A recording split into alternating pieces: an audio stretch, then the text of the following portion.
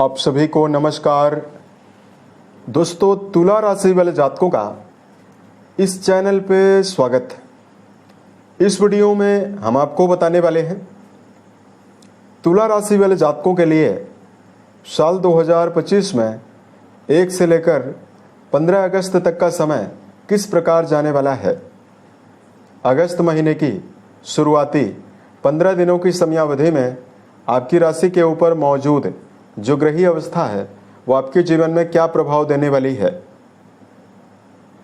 किन मामलों में तुला राशि वाले जातकों को कम प्रयासों में ही बड़ी सफलता मिलेगी और किन मामलों में आपको सावधानी पूर्वक कार्य करने की आवश्यकता रहने वाली है।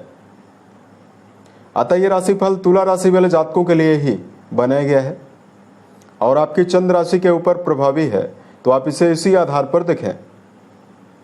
इस राशिफल के माध्यम से तुला राशि वाले जातकों के जीवन से जुड़े हुए सभी पहलू के बारे में हम आपको सटीक जानकारी देने वाले हैं। आपकी राशि के ऊपर मौजूद ग्रहों के आधार पर आपका करियर और व्यापारिक जीवन कैसा रहेगा, आपका आर्थिक जीवन, पारिवारिक जीवन, प्रेम संबंध, स्वास्थ्य, एजुकेशन लाइफ और अंत में हम आपको धार्मिक उपायों के बारे में भी जानकारी देने वाले हैं। तो तुला राशि वाले जातकों, सबसे पहले हम आपको ये बता देना चाहते हैं कि वर्तमान में 1 से लेकर 15 तारीख के बीच में ग्रही अवस्था आपकी राशि के ऊपर कैसी बनी हुई है। लेकिन उसके पहले हम आपको ये बता देना चाहते हैं कि लगातार आपकी राशि में जून के मध्य से लेकर पूरे जुलाई के महीने में आपके लाभ भाव में मंगल के द्वारा और राहु के द्वारा लगातार अंगारक योग बना रहा। राहु आपके पंचम घर में प्रभावी है। पंचम घर होता है आपकी बौद्धिक क्षमता का, जिनकी लगातार 9वीं दृष्टि राशि के ऊपर पड़ रही है। अतः बहुत सारे तुला राशि वाले जातक 18 मई 2025 से ही जीवन में तमाम परेशानियों का सामना ज़्यादा कर रहे हैं। जहां मानसिक भ्रम, मानसिक समस्या, मानसिक तनाव तुला राशि वाले जातकों के जीवन में ज़्यादा बना रहा, वहीं पिछले 2 महीनों में मंगल के साथ राहु देव का संबंध होने से जहां वैवाहिक जीवन को लेकर समस्याओं का सामना करना पड़ा, वहीं तुला राशि वाले जातकों के जीवन में कर्म क्षेत्र के मामले में भी व्यर्थ के भटकाव और मेहनत ज़्यादा करने के बावजूद भी परिणाम कम मिला। कुंडली के पंचम घर में राहु की मौजूदगी रिश्तों के मामले में, यानी प्रेम रिश्तों के मामले में, शिक्षा के मामले में और तुला राशि के ऐसे जातक जिनका जुड़ाव पारिवारिक जीवन से था, उनको भी जीवन में समस्या हुई। क्योंकि मंगल देव आपके द्वितीयेश माने जाते हैं, जो पिछले 2 महीनों से लगातार राहु देव की दृष्टियों में थे। तो आपका जहां सप्तम घर यानी वैवाहिक भाव में दुष्प्रभाव मिला, वहीं आपके दूसरे घर में यानी पारिवारिक जीवन को लेकर व्यर्थ का तनाव, पारिवारिक जीवन को लेकर व्यर्थ की चिंता मन में रही। अब यहाँ पर तुला राशि वाले जातकों के लिए चूंकि मंगल की अवस्था परिवर्तित हो चुकी है और कई अन्य ग्रहों का भी परिवर्तन हो चुका है, तो क्या पॉजिटिविटी आपके लिए दिखाई देगी इस 15 दिन में, यही हम आपको जानकारी देंगे। सबसे पहले हम आपको ये बता देना चाहते हैं कि इस 15 दिन में राहु देव आपके पंचम भाव में ही रहेंगे, शनि वक्री अवस्था में आपके छठे भाव में रहेंगे, मंगल देव आपके व्यय भाव में रहेंगे, केतु देव आपके राशि के लाभ भाव में रहेंगे, सूर्य बुध का बुधादित्य योग इस 15 दिन में आपके दशम भाव में रहेगा और गुरु बृहस्पति दैत्य गुरु शुक्र के साथ आपकी राशि के त्रिकोण भाव में यानी भाग्य भाव में गोचर करने वाले हैं। यहाँ पर बुध की जो अवस्था दर्शकों रहने वाली है, लंबे समय से बुध देव अस्त अवस्था में चल रहे हैं, तो 9 अगस्त 2025 से ये उदित होने वाले हैं और 11 तारीख से ये मार्गी भी हो जाएंगे। तो देखिए, मेजर ग्रहों का तो ज़्यादा परिवर्तन नहीं हो रहा है, लेकिन माइनर ग्रहों का बदलाव ज़्यादा हो रहा है।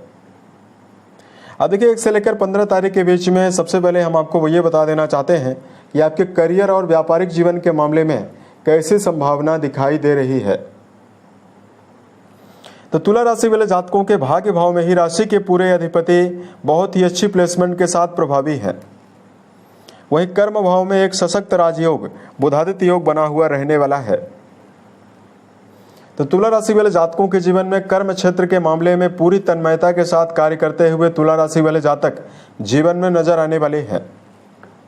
यदि आप सरकारी, सामाजिक, राजनीतिक या इस समयावधि में लीडरशिप क्षमता से जुड़े हुए कार्यों को करते हैं तो आप अपने कर्म क्षेत्र के मामले में बड़ी उपलब्धि अर्जित करते हुए जीवन में नजर आने वाले हैं। वहीं जो तुला राशि वाले जातक किसी भी प्रकार का व्यापार कर रहे हैं, व्यापारी जातकों के लिए जहां व्यापारिक उन्नति, व्यापार में परिवर्तन और व्यापारिक जीवन की सकारात्मकता दिखाई देने वाली है, वहीं व्यापार का विस्तार करने के लिए आपके जीवन में बनाई गई योजनाएं भी लाभ आपको ज़्यादा देने वाली है। पार्टनरशिप के मामले में समस्या आपको हो सकती है अगर आप कोई पार्टनरशिप में व्यापार कर रहे हैं, क्योंकि मंगल की अवस्था उतना बेहतर नहीं है, मंगल 12वें भाव में प्रभावी है। तो साझेदारी से जुड़े हुए व्यापार में आपको सावधानी रखना चाहिए। उसके अलावा तुला राशि वाले जातकों के जीवन में अगर आपके जीवन में कोई कार्य नहीं है तो सैटर्न का वक्री होना 6ठे भाव में नौकरी पेशा जातकों को नवीन अपॉर्चुनिटी देगा। वहीं यदि आप जीवन में कोई नवीन कार्य व्यवसाय के लिए प्रयास कर रहे हैं तो यहाँ पर भी तुला राशि वाले जातकों को नई अपॉर्चुनिटीज मिलने की संभावना जीवन में दिखाई देने वाली है। अब देखिए बात करते हैं आपके लिए धन के मामले में क्या संभावना रहने वाली है। अब देखिए कुंडली का जो 11वां घर है, इससे गेन के बारे में यानी लाभ के बारे में विचार करते हैं। अब देखिए लाभ भाव के स्वामी 10वें घर में दिशात्मक बल प्राप्त करके बहुत ही अच्छी अवस्था में बुधादित्य योग के प्रभाव में रहेंगे। तो ऐसे में स्थिति जो है वो आय के मामले में बेहतर है, लेकिन जिस भाव से बैंक बैलेंस का विचार करते हैं, इस भाव के स्वामी मंगल आपके व्यय भाव में है। तो देखिए जहां आपके जीवन में धन के आगमन की संभावना तो बन रही है, लेकिन आपके जीवन में व्यय भी ज्यादा होने वाला है। लगातार राहु देव का संबंध आपके लाभ भाव से बना हुआ है, तो ऐसे में आप अपने जीवन में असीमित धन लाभ मल्टीनेशनल कंपनियों से, यदि आप घर से दूर रहकर कोई भी काम करते हैं उससे आपको मिलेगा। विदेशों से संबंधित कामों में आपको विशेष शुभता मिलने वाली है। अगर आप कोई व्यापार कर रहे हैं उससे आप अपने जीवन में पर्याप्त उन्नति धन के मामले में अर्जित करते हुए नजर आ सकते हैं। लंबे समय से जिन जातकों के जीवन में कर्जों का सामना करना पड़ रहा है, सैटर्न की वक्री अवस्था जीवन में धीरे धीरे करके लेकिन कर्जा आपके जीवन में जरूर खत्म करने वाली है। मंगल शनि का आमने सामने का संबंध बना हुआ है, ऐसे में आप अपने जीवन में कोई बड़ा ऋण पुनः लेना चाहते हैं तो आपको ऋण लेते समय काफी सावधान रहना चाहिए। बड़ी धनराशि आप जीवन में उधार ना लें। यहां पर हम आपको ये बता देना चाहते हैं कि आपके लिए पारिवारिक जीवन के लिए कैसी संभावना बनने वाली है। देखिए लगातार आपके द्वितीय भाव के स्वामी आपके 12वें घर में प्रभावी है, तो ऐसे में पारिवारिक जीवन के लिए यह कहा जा सकता है कि यह समय आपके लिए मिला जुला परिणाम देगा। परिवार में दबाव रहने वाला है, परिवार में जिम्मेदारियां ज्यादा बढ़ी हुई रहेगी, लंबे समय से बढ़ी हुई हैं और यहां पर भी रहने वाली है। और चूंकि मंगल की अवस्था कुंडली के 12वें घर में प्रभावी है, तो ऐसे में इस बात का भी ध्यान रखकर चलना है कि आपकी वाणी की वजह से परिवार में बिखराव की स्थिति निर्मित ना होने पाए। ऐसे में तुला राशि वाले जातकों को संबंधों के मामले में काफी संभल कर चलना चाहिए। रिश्तों के मामले में पारदर्शिता बनाकर ही आपको चलने की प्रबल आवश्यकता जीवन में रहने वाली है। यदि आप इस समयावधि में परिवारजनों के साथ किसी नवीन जगह पर घूमने फिरने की योजना बनाते हैं, उसके लिए समय बहुत ही बेहतर है। धार्मिक यात्राओं की अगर आप योजना बनाते हैं तो समय बेहतर है। बृहस्पति 9वें घर में प्रभावी हैं, तो या तो आप कोई धार्मिक आयोजन अपने घर में आयोजित करवा सकते हैं, इसके लिए भी संभावना बहुत ही बेहतर बनने वाली है। 1 से लेकर 15 तारीख के बीच में कोई बड़ा प्लानिंग या कुछ ही बड़े कार्यक्रम के लिए भी आप प्लानिंग कर सकते हैं। इसके लिए अच्छी रूपरेखा आपके लिए बन सकती है। यहां पर हम आपको ये बता देना चाहते हैं कि आपके लिए शिक्षा के मामले में कैसी संभावना अब बन रही है। देखिए लंबे समय से शनिदेव का जो दुष्प्रभाव था वो मंगल के आमने सामने होने की वजह से आपको मिल ही रहा है, और यहाँ पर राहु देव का गोचर शिक्षा भाव में हो रहा है। तो ऐसे में देखिए आपकी बौद्धिक चातुर्यता और आपकी बौद्धिक क्षमता तो काफ़ी ज़्यादा बढ़ी हुई रहने वाली है, लेकिन भटकाव की स्थिति कहाँ निर्मित होती है कि जब भी पंचम घर में राहु विराजित होते हैं तो व्यक्ति की जो बुद्धि होती है, क्योंकि इनकी दृष्टियाँ राशि के ऊपर पड़ने लगती है, तो ऐसे में यदि आप अपने आप को विचारधारा को काफ़ी ज़्यादा आप संयमित नहीं रखते हैं तो आप अपने जीवन में भटकाव के साथ शिक्षा में चलते हैं। ऐसे में विद्यार्थी जीवन में जुड़े हुए जातकों को अपनी संगति के ऊपर ध्यान देकर ही चलने की प्रबल आवश्यकता जीवन में रहने वाली है। शुक्र के साथ राहु का संबंध बनने वाला है, तो ऐसे में आप अपने जीवन में आपकी जो रुचि है वो काफ़ी ज़्यादा भटकाव की ओर रह सकती है। विद्यार्थी जीवन में जुड़े हुए जातकों को अपने जीवन में अपनी एकाग्रता के लिए, अपनी एकाग्रता को बनाए रखने के लिए मेडिटेशन करना परम आवश्यक रहने वाला है। सोशल मीडिया और इंटरनेट से जुड़े हुए गैजेट्स, मोबाइल फ़ोन, इन सभी चीज़ों से आपको दूरियां बनानी चाहिए, तो स्थिति आपके लिए ज़्यादा बेहतर रहेगी।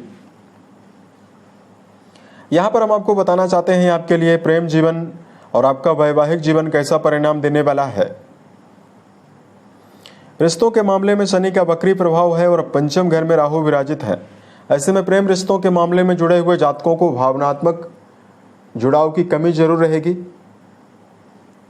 प्रेम संबंध के मामले में जुड़े हुए जातकों के अंदर एनर्जी बहुत ज़्यादा रहने वाली है। प्रेम के लिए आप काफ़ी तन्मय रहेंगे, लेकिन प्रेम संबंध के मामले में संभल कर भी आपको चलना है। लगातार राहु देव का संबंध शुक्र के साथ बना हुआ है, तो ऐसे में इस समयावधि में रिश्तों में विवाद की संभावना और रिश्तों में आपको किसी भी प्रकार के दुष्परिणाम ना मिले, कोई आरोप आपके ऊपर ना लगे, इसका आपको ध्यान रखकर चलना है। अब यहाँ पर हम आपको बताना चाहते हैं आपके लिए वैवाहिक मामलों में क्या मुख्य परिणाम आपको मिल सकता है।